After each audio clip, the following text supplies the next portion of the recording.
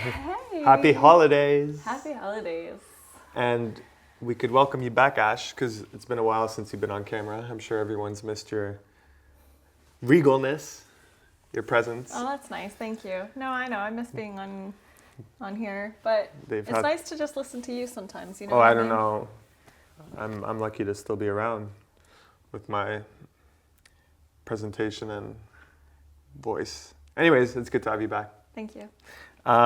So the journey came to this point now with Nosferatu. We got to see it today, Robert Eggers' new film. Yeah. Just coming out Got for to watch it early before the a few days global before launch. the global release, which is on Christmas for everyone. I think it's very cool that it's coming out on Christmas, right? Because it is a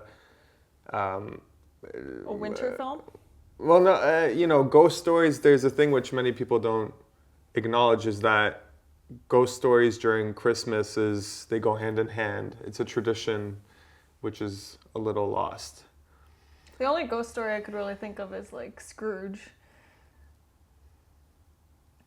Yeah, that's a good one. We got to watch the Muppets. Yeah, no, I need to watch that. But yeah, most people expected it to come out on Halloween, but I think it's very suitable for this time of year. So we've never read the original novel from the late 1800s, I believe. That's called Dracula, right? Yeah, 'Cause Bram they Stoker's mentioned it. Dracula. Yeah, in the film. And yeah, Robert Eggers in the credits, he credits the inspiration from being from that novel, and then of course the 1922 film of the original Nosferatu, which I saw back in university. You've seen recently with me. Just recently. And then last night, right before this film, we watched Werner Herzog's 70 version. And Nosferatu the Vampire. what did you think of the story and how it's been reimagined these three distinct times? Well, I mean, it's interesting. The one from 1922 was the oldest film I've ever seen in my life. So it was cool to see the evolution of cinema from, the story being told in a very skeletal way, where, it's back then they're trying to work with the shots and how to tell the story moving forward. And so it was very, I would say, choppy. Whereas when we watch the Werner Herzog version, it starts to fill in the gaps of the story that you are quite unsure about, and why, Nosferatu, what's his motive. And then so story overall, I think it's a great story. I love Dracula stories. You like the vampire I like the vampire stuff, and I love that they come from this almost underground, hellish world. But I think it's a very difficult story to tell. Yeah, there's a lot to unpack. First of all, I think you have to acknowledge that for well over half a century now, the vampire story has been romanticized and almost sexualized with stuff like obviously Twilight, but also just the depiction of Dracula, as you've seen in, so many. It's close to how many times you've seen Frankenstein depicted or something like that, right? And the sucking the blood from the heart, Yeah, which in this movie gets maybe taken back to something which I didn't ever realize was more traditional, but vampires. And it would make more sense. First of all, we're gonna not spoil everything, but we will go into specific details. So the first one being that here we see the vampire Nosferatu, Count Orlok. He literally eats from the heart of his victims, which I thought was a cool image and something fresh. And there's a lot of those little details which rather from the throat of the first, which is more romantic, I guess. That's what I would point out with this is, so Robert Eggers being so detail oriented, and he loves making stories from the past or from a previous time period, and he really addresses those details in the costumes, all the craftsmanship, even from the dialogue. And I love how that gets reimagined with this film. again, specifically, I love Count Orlok's costume, paying homage to. He really does look like a Transylvanian nobleman, and there's even allusions to different surrounding cultures. The Hungarian costume that he's wearing, which like, it's just a small detail which I love, obviously, being myself Hungarian. You would call the fur cloak, the big cloak that he was wearing, Hungarian? It is, Traditionally yeah. Hungarian? Yeah, like 15th, 16th century, yeah, or Interesting. something like that. I could be off. But then, yeah, from his crypt, his coffin is of Polish inspiration. So these are things I looked up on beforehand, but yeah, the details there in front of you. I love that. However, this incarnation of the story in Robert Eggers' telling is not very romantic, I thought, and purposely so. Interesting, because the motive was more visible in this film rather than the 1922 film. Okay, so yeah, again, a lot to unpack. The thing with the motive, in the first film, the 1922 film, right? Helen, she just kind of, she's barely in it, and then she kind of becomes a plot point somewhere, and it just happens, right, that here the beats are very much the same, but of how much he decides to explore the motivations. I think as the films have been retold to the Werner Herzog version, it's a little more explored, and then here it's very much Explored. spent a lot more time, and then that's apparent in the runtime of the film, that he gets to spend more time with the character of Ellen, played by Lily Rose Depp, right? Yeah, Lily Rose Depp, who was amazing, by the way, as an actor. She was I thought she was, yeah. the best performance out of all of them. Yeah, I would. I really liked Willem Dafoe. I always like him. He's kind of like always a safe bet. But you said we've spoke very little about this. You thought. Well, my first impression of his performance in this film was a little disappointing, especially because I really loved him in Poor Things. Mm-hmm. So when I saw him in this, like, I don't know, it was over dramatized, I felt, as a performance. I just think him being reliable as, always like a weird character. Yeah. I think he's still able to bring something new, and it fits. It's not just doing a caricature every time. So in that sense, I think he's always surprising that you could rely on him for that. But I agree with you, like Lily Rose Depp maybe had the most notable performance. She has so much physicality that she has to put into it. I do want to point out, maybe it's in the writing, but I do find that her character stays consistent. It doesn't really, there's, I guess you would call it an arc in her, but it's still very consistent performance from the beginning up until the end, right? Like, she just leans very much on this melancholic performance, which, I guess that's just more in the character and the way it's written and who she is. Yeah, and with that, a lot of the emotional baggage is on her shoulders. I like how the film, maybe we could be more organized with how we talk about it if we talk about how the film goes along and starts. Yeah, sorry. No, I'm sorry. It opens with her in a dreamlike state, and her first encounter per vision with Orlok. Of what we see as a performance, as an audience of... Yeah. Yeah. And because in the story, it's told later that she was always like this. Right. So she has a relationship with the vampire way before ever coming into physical contact with him, which later, when we mention, is kind of why I'm confused with the motivations there, Orlok's motivations, but I really liked the first 40 minutes of the film. Okay. Including the opening sequence and that build up to Hutter, played by Oh God, what's the actor's name? I wanted to look him up before, but I forgot to. Oh my God, But he's a good actor. he's great. Tom Holt, Nick Holt. I think it's Sorry. Yeah.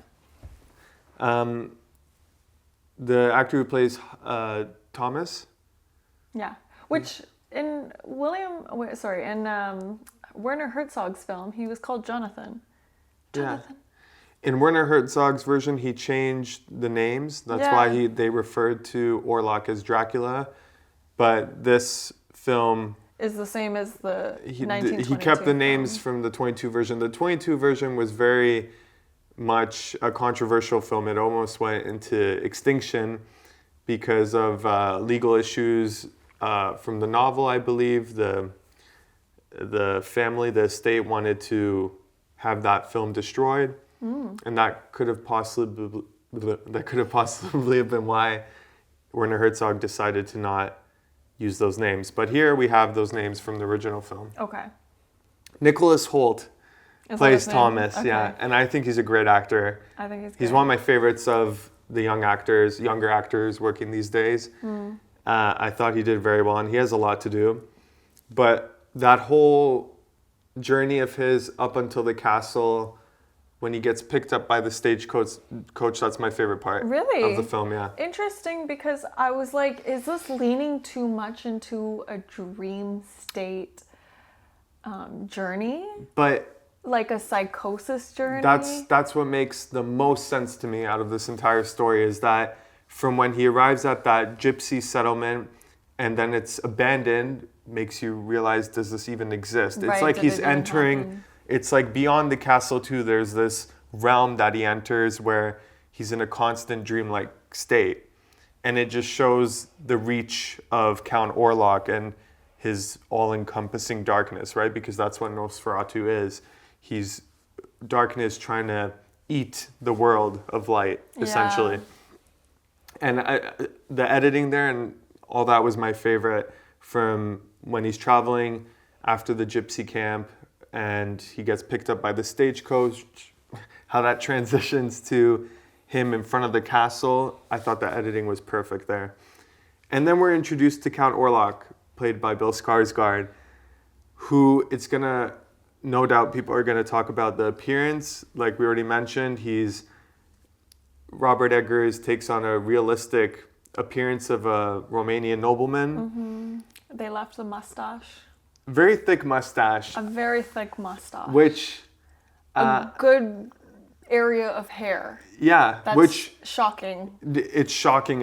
And especially being from Eastern Europe and knowing that look, especially of previous generations, right? It's a very specific look that goes with the costume and everything. But even to me, it was so shocking because this is essentially a corpse, right? Dracula or Count Orlok is a corpse, Yeah. which they definitely, You see that in the skin. you see that in the skin, but then he has this really thick mustache. And I just thought, I love the look and I love how unique and new it is. And it's a definite leap and a challenge for audiences, which is always appreciated. But they could have gone a little thinner on the mustache. I just thought, because him as a decaying corpse, I found it funny that obviously hair stays around even after you're, for a certain... Yeah, but he had hair on his head, like a little bit, when they have just like a few strands of hair. Yeah, I just thought maybe it could have been... It could have been matching to that. But maybe I'm wrong in that small nitpick. I loved how everything behind him, from how he would be laying down, was eaten away. So it showed you that he was decaying in that crypt. Like his flesh is almost gone. You know what I mean? From the back? Yeah, but then, my curiosity of why they, like, I would be curious as to why they chose to leave on such a full mustache on Count Orlok. Yeah, I loved it. I just thought they could have, thinned it out a little bit. But, Make it look gray instead of brown. Yeah, or more patchy or something. Yeah. I don't know. They committed to it for sure. And when you see Orlok later, at first he's very much in the shadows. I love how they give him a thudding footstep, like he has a weight to him. Which is interesting because he does look skinny as a Well, like he looks like a skeleton under his. He looks very cloak. fragile. Yeah, because you could see his legs under the. From a distance, when you're first introduced Absolutely. to him, you just see this big body, and then you see like Little feet. two little sticks. Which that shape is iconic from the Max Shrek version, right? He has this. That frame is what made that performance so iconic, partially, and of course some of the shots and the German expressionism way that film was shot, but the character specifically, he just fits his shape perfectly, matches the door frames. It's like his body forges those door frames. Yeah, interesting. And this, I like how they paid homage to some of those shots specifically, but also just by design. And I loved the voice part of the performance, which the voice was great. that was awesome. I thought that really gave it it really drew you in. He had a Transylvanian accent as well. Yeah, I really want to know what language the gypsies were speaking, because I was going to look out for it. Oh, are they just going to throw out modern Romanian or something, or part Hungarian? I don't know. But I didn't recognize any of it, so I wonder, and knowing Eggers, like he's very specific to what someone's going to be saying. I loved how Hutter explored the castle, and how when he was just by himself, it really did appear like a ruin. But then whenever it was with Count Orlok, you know, it seemed like it was lived in, and that also added to the was it real, was it not situation, you know? Interesting. Because whenever he was alone, it was a ruin. Right, I don't know if you noticed that. I mean, that's also in the other two films. Yeah, but this one, I found it more seamless in the editing. If you look at the Herzog version, it's very tedious how the guy explores the castle, and it's very dragged out. It is very dragged out. Whereas this one, it made more sense as to why he's exploring, because he's looking for him. Or no, he was looking for an escape. He was looking for an escape, which I don't even know if they showed in the Herzog version. Essentially, the same beats happen, right? He wakes up, then they sign the letter of estate or whatever, right? But I just thought it was more seamless in this one and deliberate. But actually, his signage was his life. Yeah. Right? In this film. Yeah. Instead of in the original, they didn't really, it wasn't Elaborate about on that. that. It was more about the estate that he was selling. Yeah. Whereas this one, they made it really about him giving up his life, signing his life away. Or his wife. This is where the question stands for me is, Yeah. what was Orlok's plan?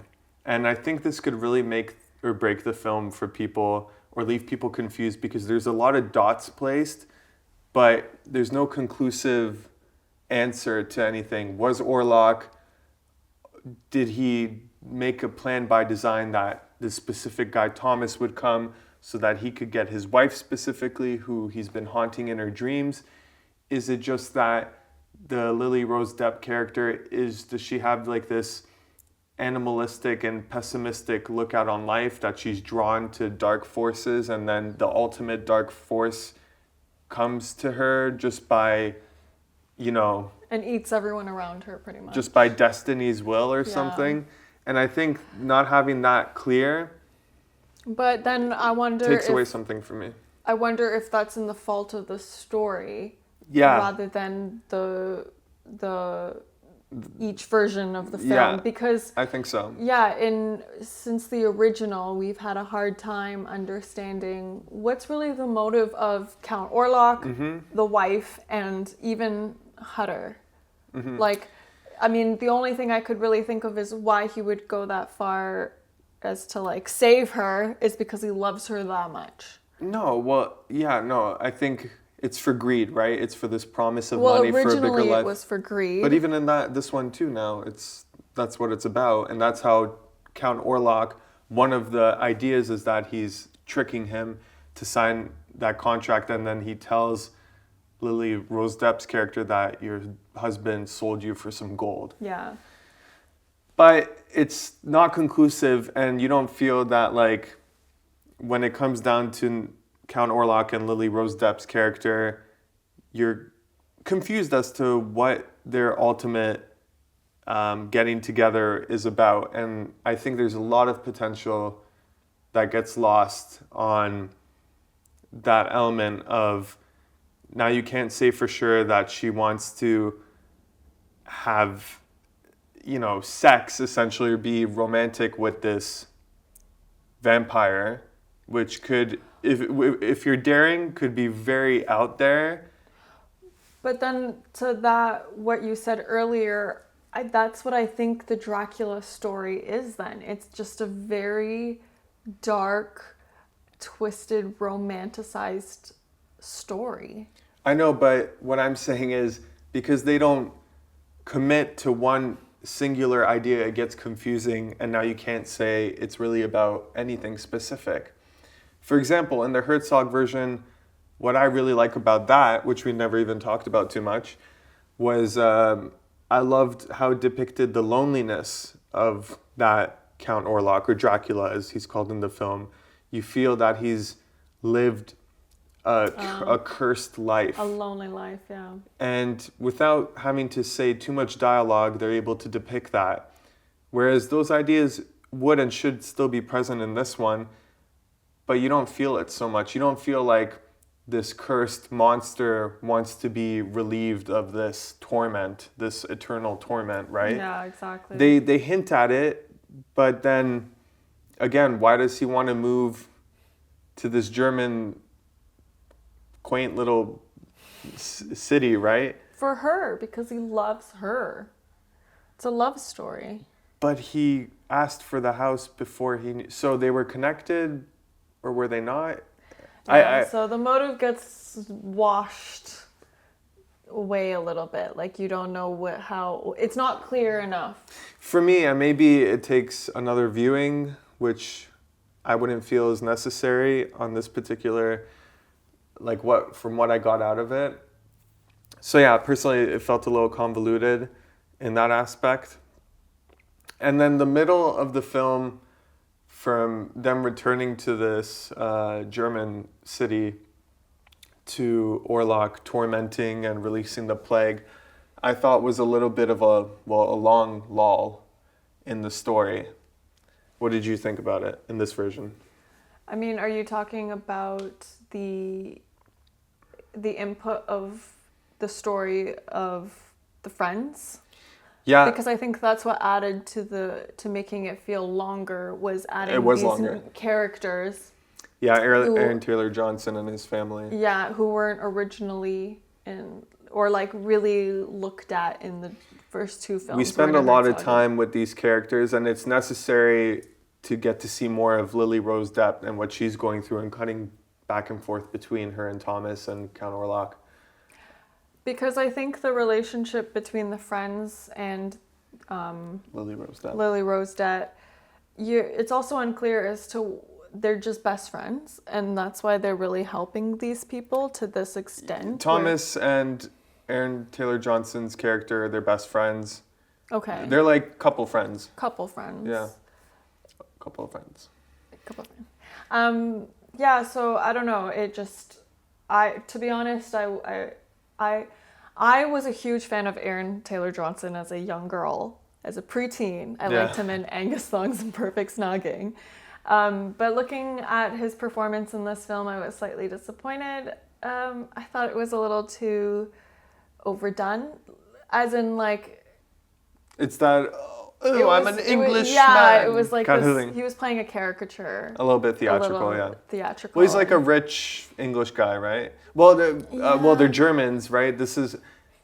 Sorry, not to interrupt you, but did that bother you, by the way, that it's Germany and this guy Eggers, Robert Eggers, is so specific to detail, but they were speaking Old English. Old English. Yeah, I know. Is that just how Americans do it, I guess? I guess that's how they do it.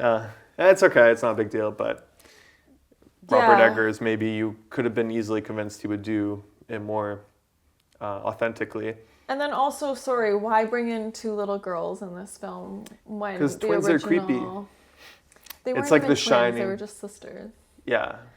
But it's like, now I have to see two kids die. Yeah, which there was moments like that where they show Orlok, and he looked like, this could be completely wrong because it was Bill Skarsgård there in costume and makeup, but there was a few shots where he looked, I don't want to say computer generated, but it was like a computer generated monster. Did you get that vibe at all? I could be completely wrong. It could have just been the way it was. I think they were just trying to make him look so creepy. They gave, yeah. Like very monster-like. He was very monster-like. The dolls, the girls, when they were being eaten, looked like dolls. Like they didn't even look like humans. Maybe that's what it was. Maybe that's what it was. Or when he popped out of the coffin the first time when Hutter wants to kill him, I was just like, ooh.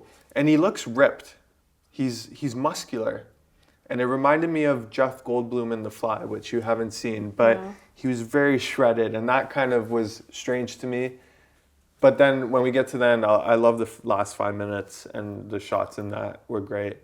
But yeah, going back to that middle section with the plague and the whole town or city exposed to it, in Herzog's version, I liked that more, the way it was done.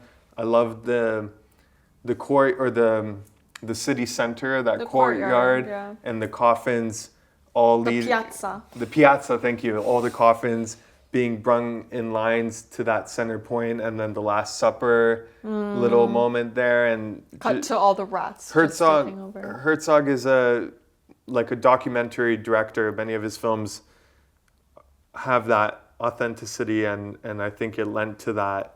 Yeah, for sure. I would say it had that element. Sometimes it's very stiff, Herzog's dialogue, and he's very tedious and takes long to get through small things.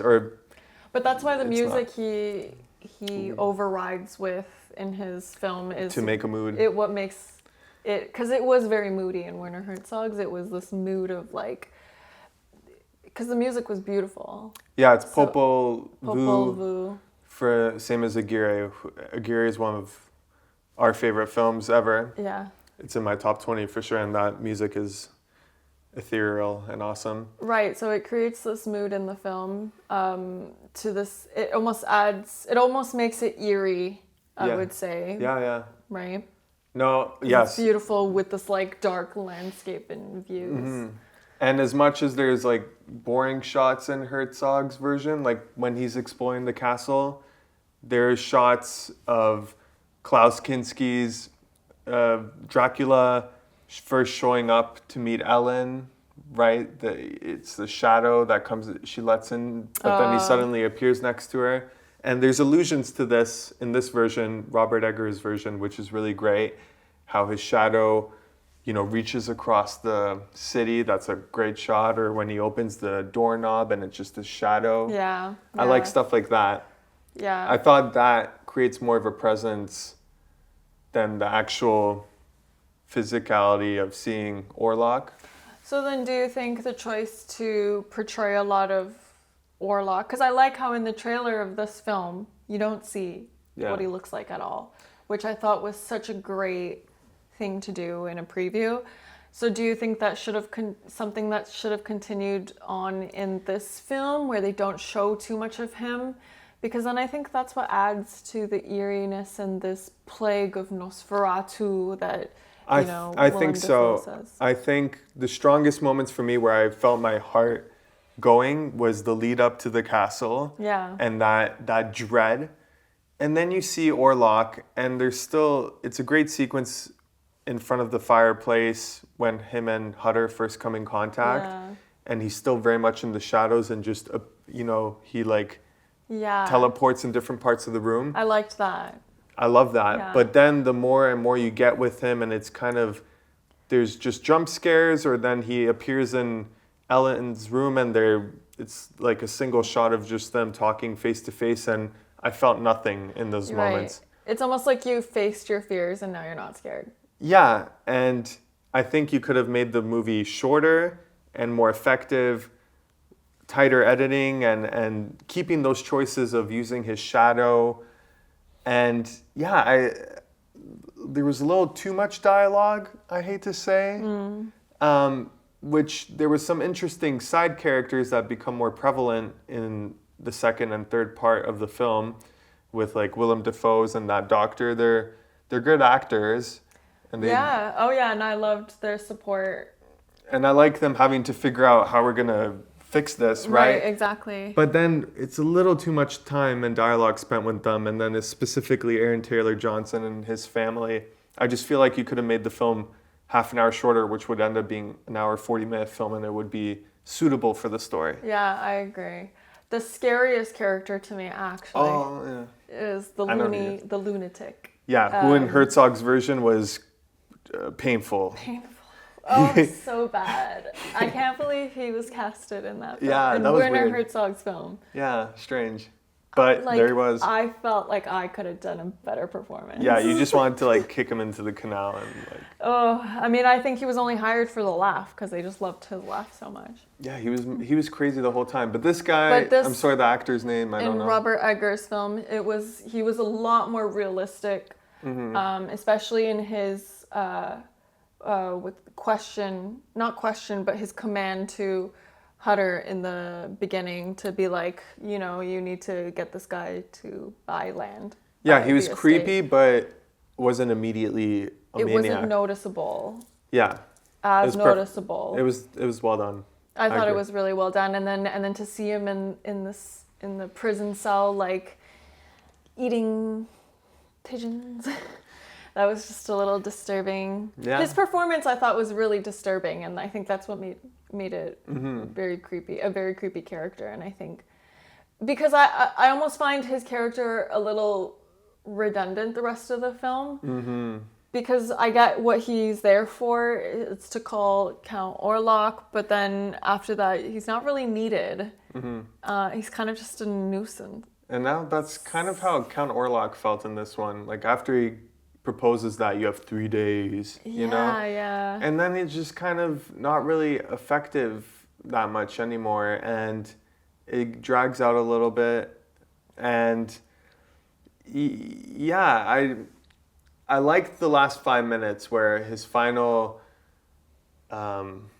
confrontation or getting with Lily Rose Depp's character, I just thought was well shot, and I loved his death and how he shrivels up.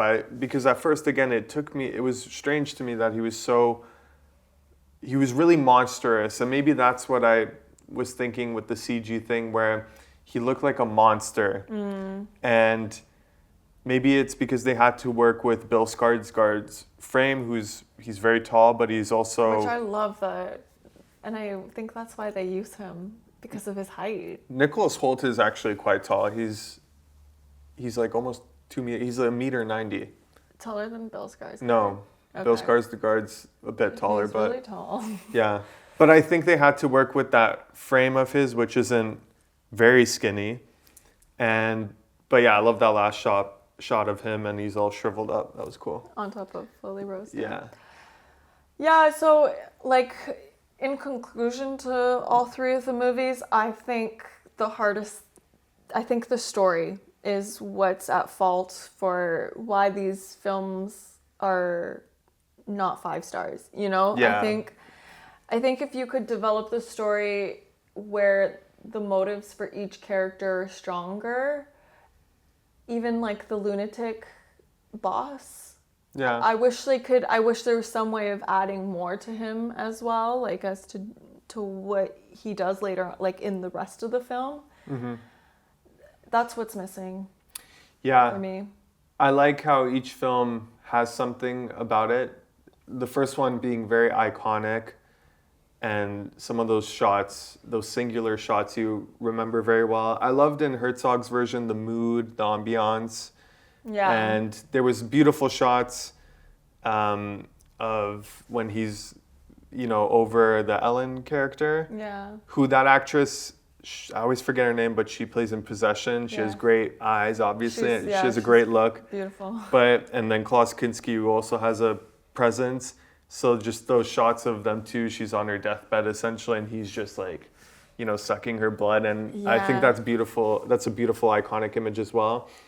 And I feel like in this one, I don't think it will have a stamp like that of being iconic, but the craftsmanship is very clear from the design, the production, the costumes, those sorts of things. The music was quite good. Yeah. Some of the editing, which I mentioned earlier, I really liked in the earlier parts of the film.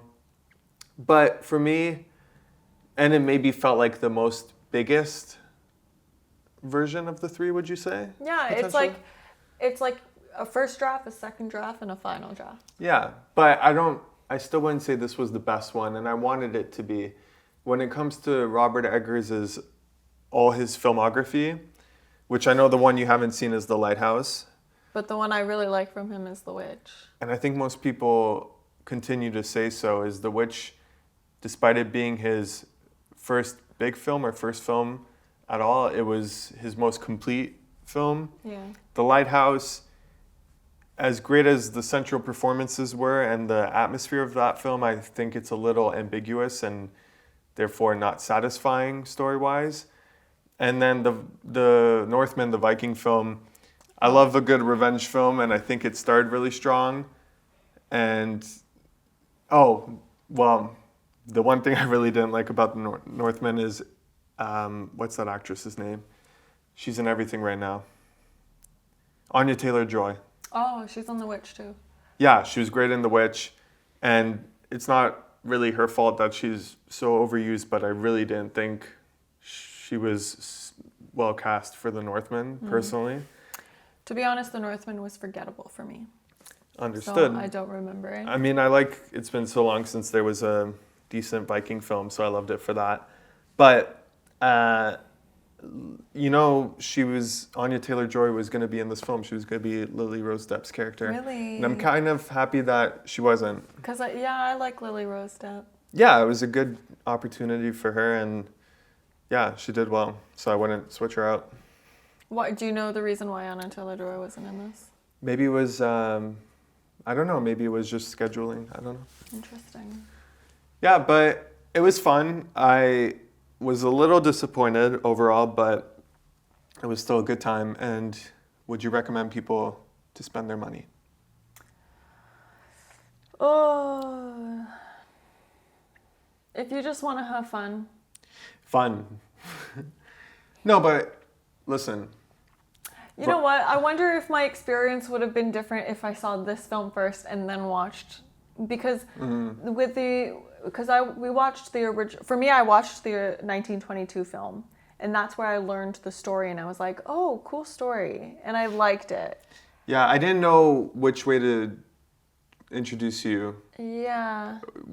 Whether to lead up chronologically as far as release, interesting. or to show it after. I mean, it was fun to watch the evolution of film, because the first one really looked like something unlike anything you've seen. We could have created. I just mean like it's like very choppy in storytelling. Yeah, it's from, okay. Yeah, 1922. So I wonder if I approached this film just not knowing anything about it, would it have been more exciting and fun? Yeah, and thrilling? That's another aspect, right? Is that all these films, besides a few, there's some distinct changes in each one. Like the Herzog's ending is quite different. Yeah. We could talk about it. It's a decades Which I old. like. I kind of like that ending. Where Hutter becomes the vampire. Yeah, there's something twisted about that. But very much same story beats, right? Yeah, Very much. exactly. Very much. Can I just ask which version you liked the most? I don't love any of them, and I like them all for different reasons, so it's very hard for me to pick. Yeah, because I guess Werner Herzog is a style. Yeah, which I love. I love Werner Herzog and that mood he creates, and that one too is quite big, especially when he's traveling. The Hutter character, or whatever he's called in that version, and backed up by the music, I think there's a vastness to that, which the music opens up. Right. In this Robert Eggers version, I really loved. Probably the strongest I felt to anything in these Nosferatu films was that section here where he's going to the castle. Yeah. And just right before it with the stagecoach, those shots and that mood and that build up was awesome. It was an experience. Yeah. You know what? I'm just like realizing now, I think, and you don't have to put this in, but I'm just realizing This is now, an unedited version, Ash. Yeah, this is the unedited version. I'm just realizing now, maybe there would have been something more unique if the director made Nosferatu more likable. If there's any way of making him more of a likable character, I think that could be interesting and make it more complicated. Well, I'm not an expert on this mythology, but the sensible thing would be to lean into his loneliness and this curse that he has. And that's why you're right. I liked the Herzog's version for that, because you really feel that, as creepy as he is, you feel terrible for him. And in this one, there was none of that attachment, really. No, you're right. That's probably what it's the biggest flaw. Right. So, and then that goes into the motivation of, okay, if his biggest problem is his internal damnation, or like existing in this internal damnation of never dying, then doing everything in his power to get out of that, and by consequence he takes the victim. The question I need answered is, why her? Like, why does it need to be this woman? And I think there's a lot, like I mentioned, there's a lot of potential to explore that relationship and why she needs him, because that's so twisted, right? He's a corpse. Yeah. And she... Well, that's why in this film they kind of tried to get more into that, lean into that, with her being like, I was lonely. She had a traumatizing experience in her life, from what it sounds like. Mm-hmm. So that's why she swears. That's why the opening shot is, she swears to him that she... Yeah. I just wanted it to be more definitive, like I said so many times. Yeah. So, yeah, that's what it is. I think you're right. I think it's the nature of the story is what puts the writing of the story in its own corner, in a corner, backed up. You should write... I should write Nosferatu? You should write Nosferatu. I don't like think I want to. screenplay. That's funny. I had his nose. He had my nose. Yeah, no, it was cool. And they didn't put him carrying the coffin. Oh yeah, funny. I'm glad you mentioned that, because we laughed in the previous versions how you have Dracula or Count Orlok, just running around in the middle of the night. Coffin. It's so funny. What do you call it? Humbling? Yeah, I was like, wow, it's humbling that he has to carry his coffin around. I think that's hilarious. But he can't hire someone else. He has to do it so himself. Funny.